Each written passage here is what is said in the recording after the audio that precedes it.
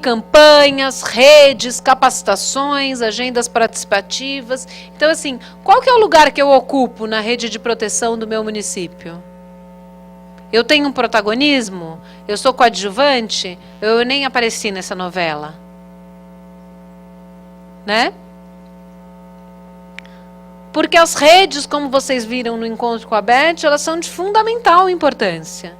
Para que a gente possa, nesse caso, que é o que a gente está discutindo aqui, assegurar o direito à convivência familiar e comunitária. Investir, então, importantíssimo, investir na articulação e mobilização dessa rede socioassistencial com o sistema de garantia de direitos. Como eu brinquei com vocês, aprimorar essa comunicação com o sistema de garantia de direitos. Nada de conversinha de pé de ouvido com o juiz ou promotor.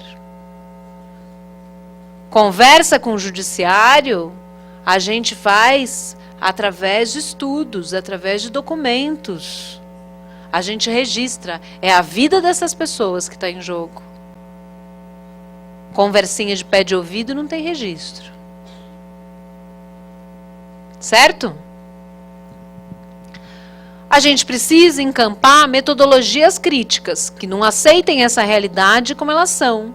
Infelizmente, eu tenho muitos alunos, eu sei que muitos de vocês são alunos de serviço social, e aí começam lá no estágio, já começam cansados. Gente, mas olha só, a gente faz escolhas na vida, não é? A gente escolheu trabalhar com proteção, com políticas públicas, sejam assistentes sociais, psicólogos, mas quem está nesse campo, não é? Escolheu isso, não escolheu? Não foi fazer curso de pizzaiolo, nem vender produtos de beleza, daqueles de catálogo. Certo? Não é? Escolheu estar nessa área, então sabia que os desafios iam ser grandes. Então tem que estar preparado para enfrentar esses desafios. Como que a gente se prepara? Estudando, se qualificando. Né? Porque senão está começando a carreira e já está, ó céus, ó vida, ó azar. Ah, por favor, né? Então, a gente, o que a gente estava conversando, né? Eu e a Vanessa, não é? A gente não ganha todas, mas algumas a gente ganha. Né?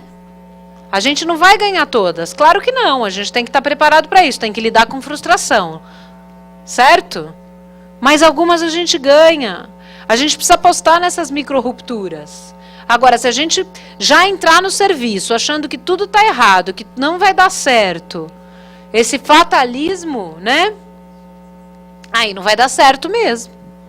Porque aí a gente não vai se mobilizar para tentar e acreditar que cada situação que se apresenta para nós é diferente. Né? Não tem receita. E isso é o mais legal do nosso trabalho. Né? Que um dia aquela família que você já estava descrente, não estava acreditando mais, ela chega diferente. E ela traz uma possibilidade. Né? E aí a gente trabalhando juntos consegue superar alguns obstáculos, garantir alguns direitos. Se a gente não acreditar, a gente está no lugar errado. Aqui é um lugar para quem acredita. Não é? Para isso, a gente precisa se apoiar em metodologias críticas, não em metodologias que culpam as famílias, que depositam em instrumental. Eu dou muita consultoria para os municípios, às vezes o município me liga e fala, você pode, a gente queria te contratar para você implantar a metodologia para atendimento dos CREAS. Não tem receita, queridos. Não tem.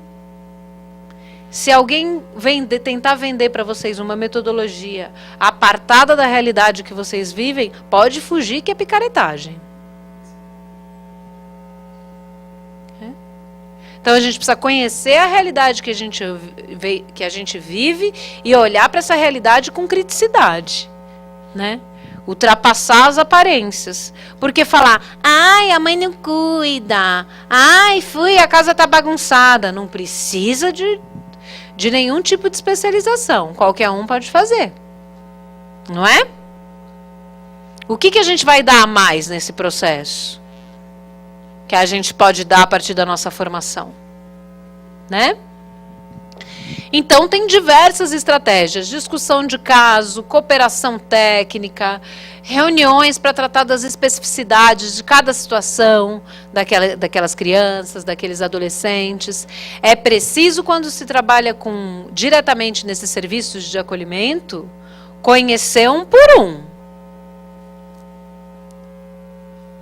Não dá para conhecer, fazer relatório a partir do que o colega diz, ou do que falaram.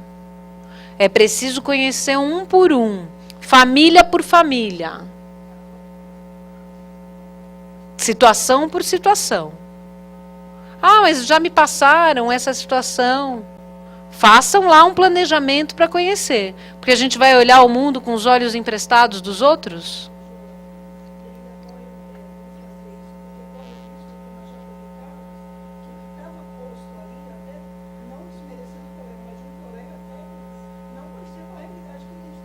Isso é muito comum. Ela está trazendo que a situação, quando ela foi entrar em contato com a situação que se apresentava não condizia com o relato do outro técnico. Pois é disso que eu estou falando. A gente vai aceitar tudo? Né? Então é importante ouvir as crianças e os adolescentes. Quando eu coordenei CREAS, era responsável pela alta complexidade, joguei muito Uno com os adolescentes. Ia lá almoçar com eles, jogava Uno. Sabe? Ficava conversando, criando estratégias de aproximação. E ali eles iam abrindo. Agora, tá no serviço de acolhimento e ser mais um soldado do quartel, né? As questões não vão aparecer mesmo. É preciso haver uma relação de confiança. A gente está a serviço deles. Não é da gerente, não é da entidade. É para eles que a gente trabalha, para as crianças e para os adolescentes. Claro, não estou desconsiderando as correlações de forças institucionais, não sou ingênua, nem burra. Mas a gente precisa ter clareza, a direção social que a gente quer perseguir. E aí tem várias estratégias. Uma delas é trabalhar as questões que estão colocadas ali no cotidiano coletivamente. Todos aqueles meninos são jovens e vivenciam conflitos específicos daquela faixa etária. Alguns daqueles meninos vivenciam situações de violações graves, né? De violência. Por que isso não pode ser trabalhado coletivamente, se para nós é uma expressão da questão social? Né? Todos aqueles meninos vivenciam o sofrimento, uns mais, outros menos, de estarem institucionalizados. Por que tudo que a gente faz precisa ser individual, individual, individual, individual, individual, individual? E o fortalecimento do coletivo? Né? Pois é. Ela está dizendo que não é interessante fortalecer o coletivo, porque o coletivo tem força. Então, aí caminhando para os meus últimos 10 minutos, acelerando agora, hein? Apertem os cintos. É preciso que a gente pense e crie novos valores, novas defesas e novas atitudes profissionais. Não é porque eu me identifiquei hoje com o pior que eu disse... Nossa, ela falou uma coisa para mim, parece que foi um chute, parece que foi para mim. Né? Que no dia seguinte a gente não pode acordar diferente. E rever as nossas posturas, e rever as nossas defesas. Não é? A gente se capacita para isso. Porque ninguém nasce sabendo. Né? A gente está aqui exatamente para aprimorar o nosso conhecimento, aprimorar os nossos serviços e nessas novos valores, defesas e atitudes, defender o direito à convivência familiar e comunitária, defender a estratégia do acolhimento familiar como uma alternativa à institucionalização, né? A adoção somente em casos estritamente necessários. Defender o controle social como uma estratégia de defesa da convivência familiar e comunitária. Concretizar a intersetorialidade, não só ser um amigograma, como eu falei para vocês, que de vez em quando eu falo com o meu coleguinha da saúde, de vez em quando eu falo com o meu coleguinha da educação, de vez em quando eu falo com os colegas de outras políticas. Não. Se a gente tem uma rotina, vamos pôr no papel, vamos assinar, fazer um fluxo juntos para todas as situações que aparecerem, fazer uma portaria entre as secretarias, impulsionar isso, fazer uma resolução conjunta e, principalmente, capacitar e sensibilizar a todos que trabalham conosco para esse direito que eu trouxe aqui para vocês hoje e para o conteúdo do plano de convivência familiar e comunitária. O plano, ele não se materializa sozinho. Eu coloquei aí que ele é a reafirmação de um direito fundamental das crianças e adolescentes e uma proposta de caminho em direção à materialização desses direitos. Mas o plano só vai se materializar se a gente conhecer e se a gente encampar. Certo? E se a gente lutar pela materialização desse plano. A defesa da implementação do plano, ela significa... O que aconteceu que ficou tortinho? Refutar posicionamentos. O que significa defender o plano? Refutar posicionamentos que aprendem as violências e violações que enfrentam a família como problemas individuais. Não são problemas individuais. Defender o conceito ampliado de família. Família não é só papai, mamãe e 2 filhinhos. Um menino e uma menina. Branco. De preferência com olhinho claro. Né? Valorizar as relações que estão colocadas, estabelecidas. E lidar com elas. Né? Construir políticas sociais que reafirmem os direitos sociais e a capacidade e as potencialidades das famílias. Todas as famílias têm potencialidades e têm capacidades. A gente só precisa descobrir quais são. E isso nos coloca a trabalhar arduamente para isso. É por isso que vocês estão aqui até 10 horas, não é? Não é? Entender que muitas vezes são as políticas que são desestruturadas, não as famílias. Né? Porque se a gente conseguisse ter políticas para construir essa atenção às famílias, muitas vezes as crianças não estariam institucionalizadas. E, por último, interferir na agenda política para a implementação de políticas públicas e serviços de qualidade voltado ao fortalecimento do paradigma de proteção integral e da preservação dos vínculos familiares e comunitários, rompendo com a cultura de institucionalização das crianças e dos adolescentes. Entender que o real significado da institucionalização do Brasil e como o recorte de classes tem sido determinante. Olha lá. Polícia prende jovens de classe média com 300 quilos de maconha no Rio.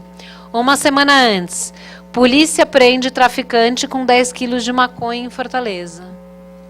As crianças e adolescentes pobres são muito diferentes das crianças e adolescentes. São tratadas de maneira muito diferente das adolescentes, crianças e adolescentes das elites. E aí eu queria passar para vocês um trechinho de 3 minutos do Istamira. Alguém aqui já viu o Istamira?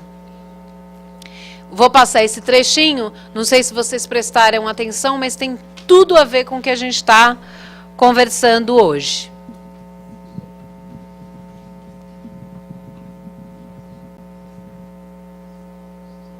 Que Deus que livrasse ela, o trocadilho é ela.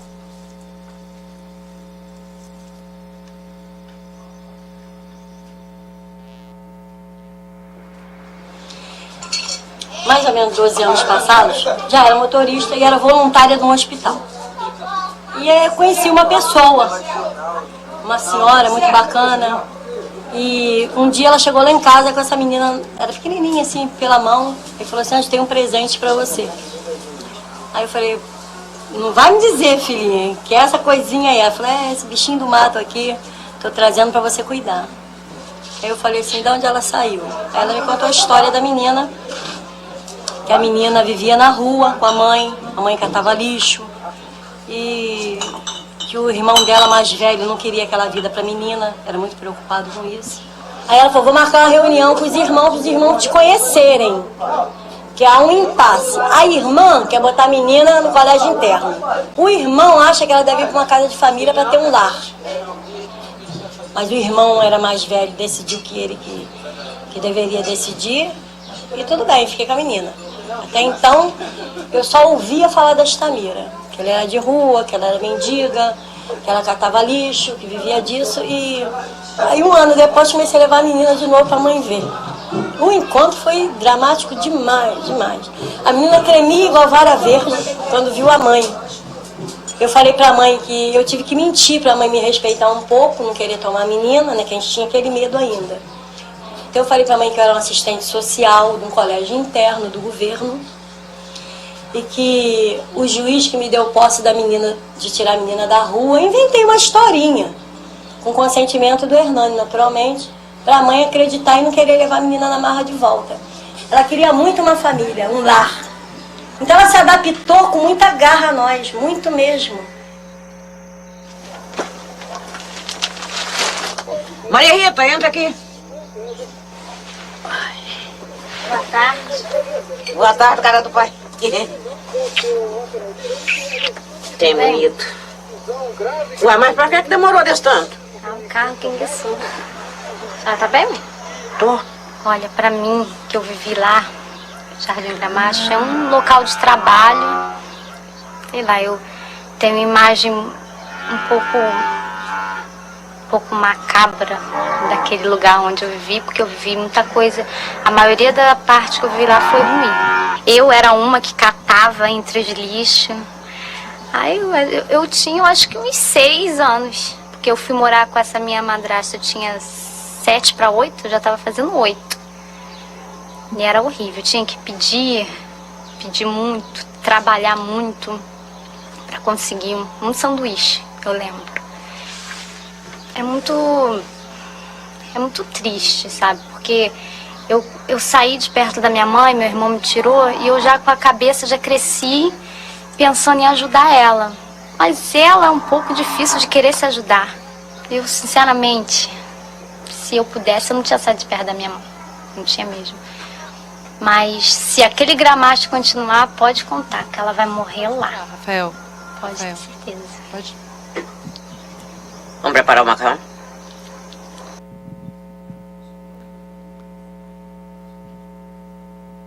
Viu como uma história tem 2 versões? Tem várias versões. O Jardim Gramacho é um lixão no Rio de Janeiro. Esse filme, para quem não viu, é da Estamira. A Estamira é catadora. E a Estamira tem comprometimentos psíquicos graves, né? E... Pode tirar minha foto, Rafael. Pode. Você fechou a apresentação? Ainda tinha mais um, mas não tem problema. Não tem problema, não precisa pôr. A Estamira tinha problemas graves, e aí a história que se conta é a pessoa lá que ficou com a filha dela, coitadinha, né? Ela tremia igual vara verde, não é? Tive que ficar com ela e mentir. Chegou o bichinho, né? Igual um bichinho do mato.